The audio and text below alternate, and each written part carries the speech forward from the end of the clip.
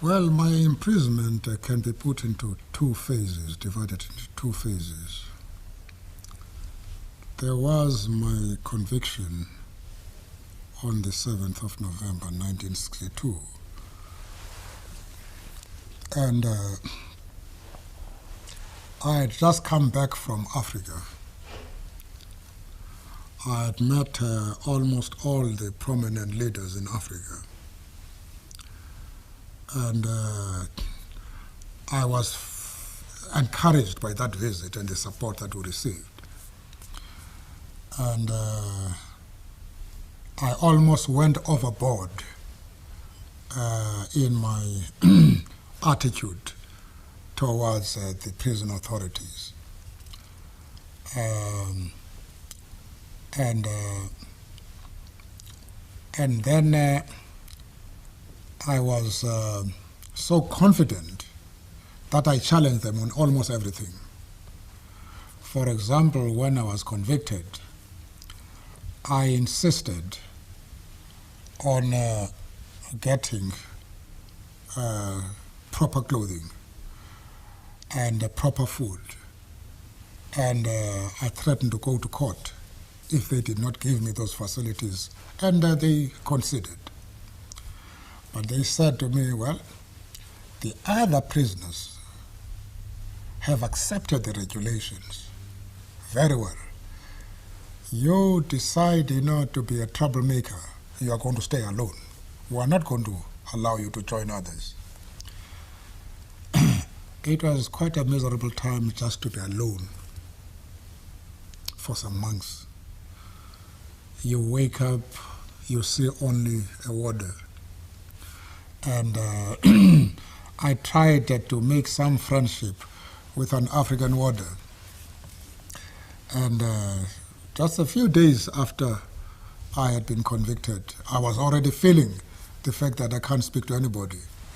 So I tried to bribe him with an apple. And I said, Baba, Nancy appeal. Or on the phone. And I felt, quite lonely. And after some time, I just couldn't stand it. So I went back to the authorities and I said, well, I'm prepared, to accept your regulations. I want to join Sobukwe and others. They allowed me to do so. So it was to join other political prisoners was a new life for me. And it was only the PAC chaps who were there. But the colleagues in prison, can be very nice. Sobukwe was a very nice person, very fine personality. I have no doubt that if Sobukwe were alive today, the ANC and the PAC would have merged, would have been one organization, because we had begun discussing this matter, and he was very positive in his approach. He looked after me very well, because there were about 7 of them, and I was the only person who was not a member of the PAC. And you could never notice that difference at all, because of his concern, for unity, and also because he was a fine human being and very strong inside. I had a very lovely time with him. So that period had its ups and downs, but eventually when I joined the Sobukwe and others, I felt at home. Although the authorities, of course, did not want us to be together, they put him at the end of the passage, and I was the other end of the passage. And they used to change us, shift us every week. The end of every week, they would take us to a new section as part of security precautions. But Sobukwe and I would be put in different cells, far from each other, with other prisoners between us. And but when I went now to Robben Island, when we were convicted, I was able to join my colleagues now in the Rivonia Trial. And we went down together, and subsequently were joined by others. And that changed the whole scenario. And in spite of the fact that we're in prison, as I have said, I was in the company of very great freedom fighters, talented, and people who were rich in experience. And at the end of every day, you felt that you had gained something from life.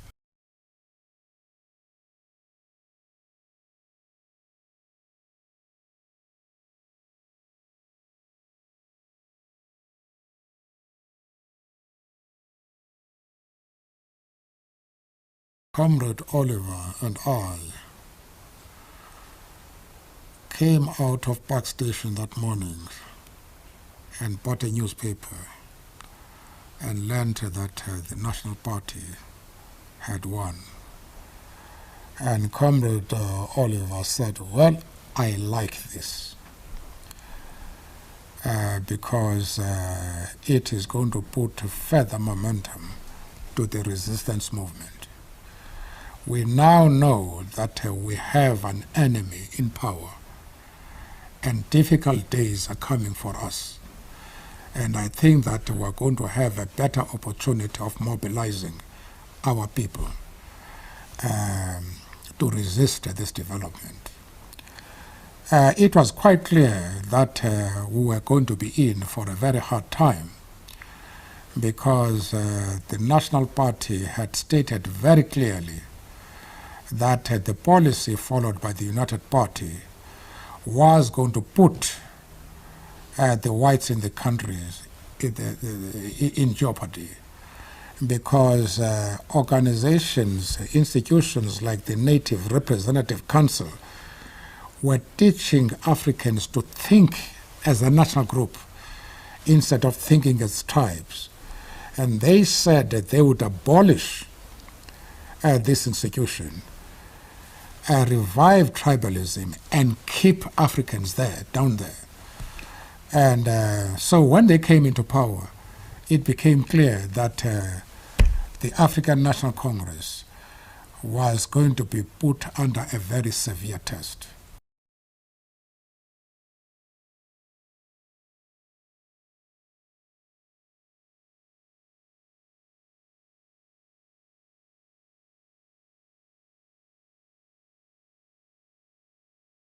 To start a campaign whose aim is to define so that you could be arrested was something entirely new in the ANC. It was not new as far as the Indian Congress is concerned, because as far back as 1913, you see, they led campaigns in which a large number of people were arrested. And then the Indian Passive Resistance Campaign of 1946 was an epic affair. And so with Africans, this was a real break from the past. Although, as I said, there had been spirited skirmishes as far back as 1918. But to have a campaign whose aim is to take people to prison was something entirely new. And it had a tremendous impact. And for 8,500 people to be arrested at the time in 1952 was no small achievement.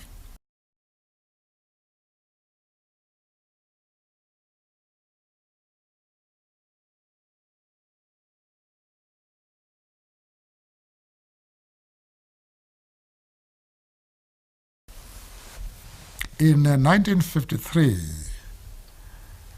as we were trying to resist the removal of Sofia Town, I made a speech there in which I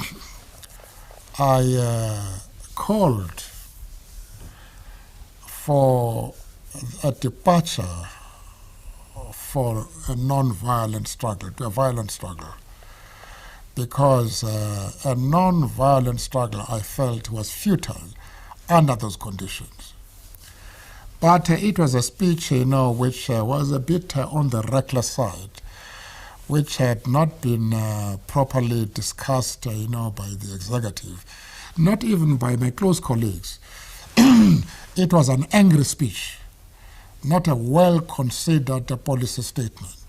So I was rapped on the knuckles by the National Executive, quite rightly, because I was advocating a departure from accepted policy to something entirely new. And when Comrade Walter and Duma Noke left the country for a conference in Europe, I said to them, look, when you visit China, you must ask them to give us weapons. We must prepare for an armed struggle. But again, this was not something, which was well thought out.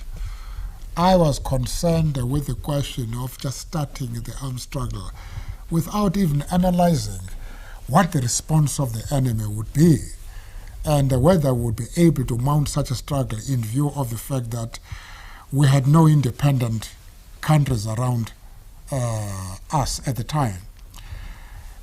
So that it was an idea which was not well thought out. But nevertheless, we were beginning to think about this in the 50s already.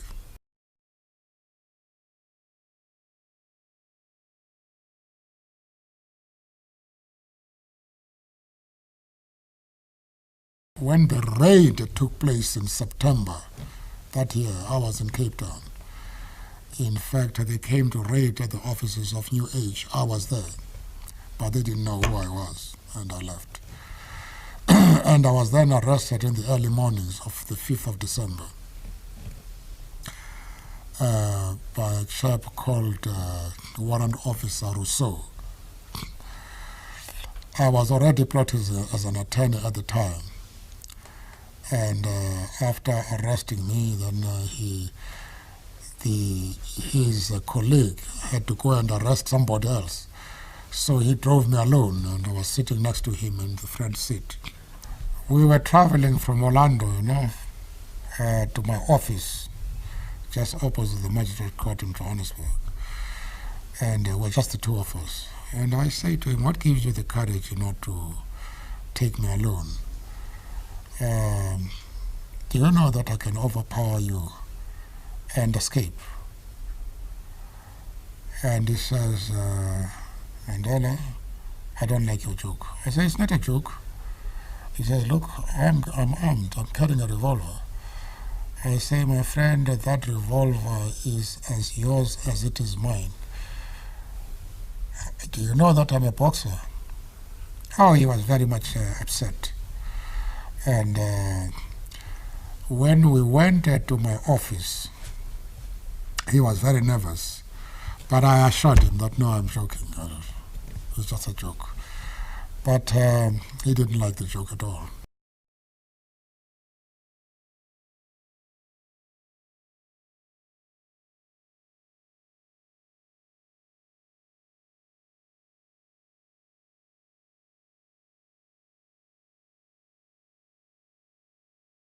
The perception that had been created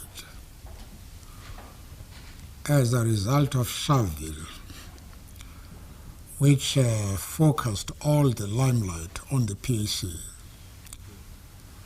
was that the ANC was an organization of moderates, which was on the way out.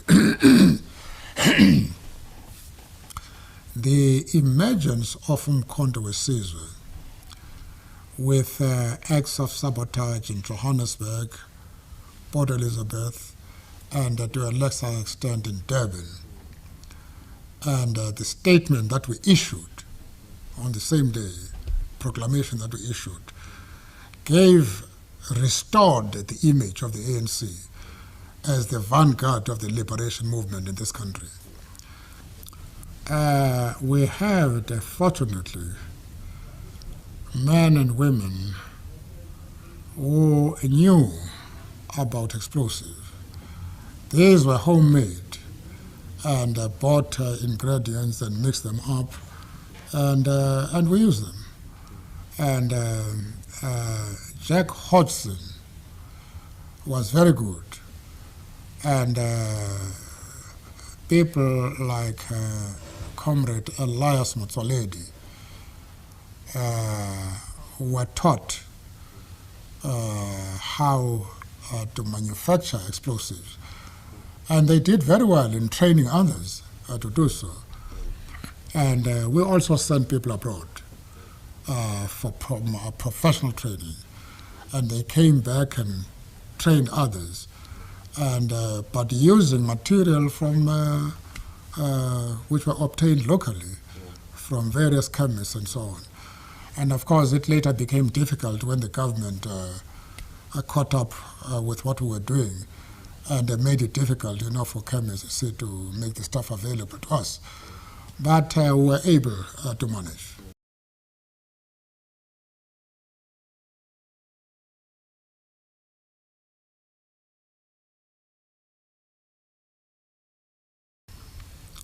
One day, a friendly Afrikaner warder asked me the question, Mandela, what do you think is going to happen to you in this case? I said to him, they are going to hang us.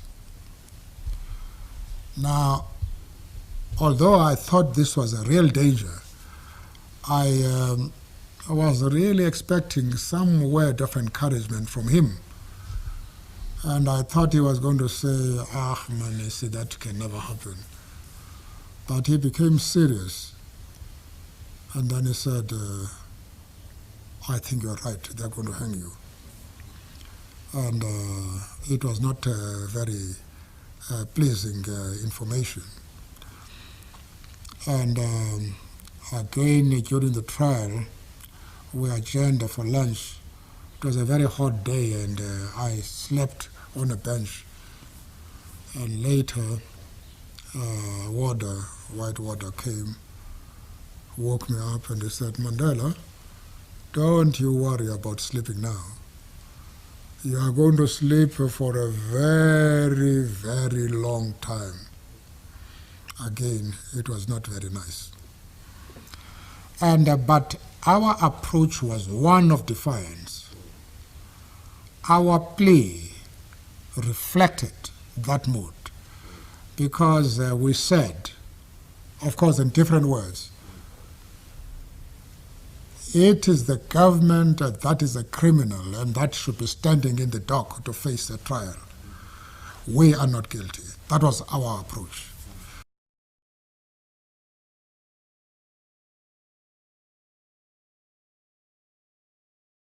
The mood had been created, the perception had been created that our struggle was reaching a dimension, assuming a dimension, where it could not be crushed.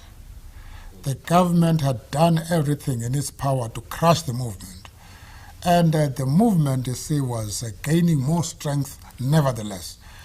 And the support that we got from all over the world convinced us that the movement had become invincible. In fact, as that was confirmed, although it turned out to be a bit of an exaggeration, as we were being flown to Robben Island, the investigating officer said to one of us, don't worry about this sentence. I can assure you, you won't finish 5 years in prison. You will come out as heroes with women, running around you and everybody wanting your friendship. But we stayed there for 27 years. And when we came out, the women didn't run around us. They remained aloof. So that was an exaggeration. But we believed very strongly that we would not die in jail. We would return.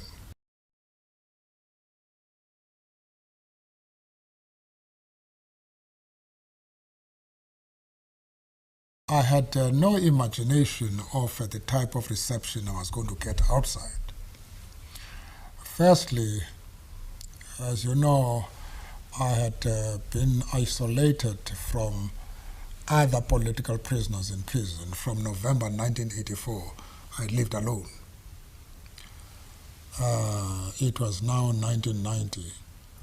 And I made a request on the day of my release that the warders who looked after me should be at the gate so that I should be able to shake hands with them and their families. Now, I'd hoped, to meet about at least 30 warders and their families. I had no idea whatsoever of the crowd of journalists that was waiting outside prison. And I was really shocked when I actually saw them.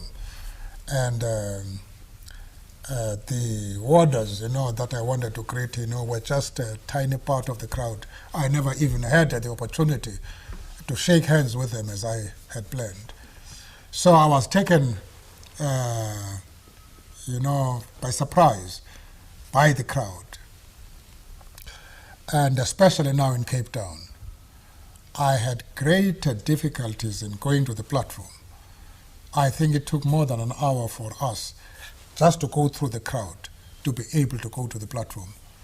And at one time we had to leave for the townships just because the crowd, you see, had blocked all entrances which would lead me to the platform. I was also taken aback by that. And then I stayed with Archbishop Tutu, and that was a Sunday night, and the following morning I had a press conference. I didn't know what a press conference meant. And when I saw that crowd, I must have confessed that I didn't have the courage, the confidence, to speak to them. So all these things, rather took me by surprise.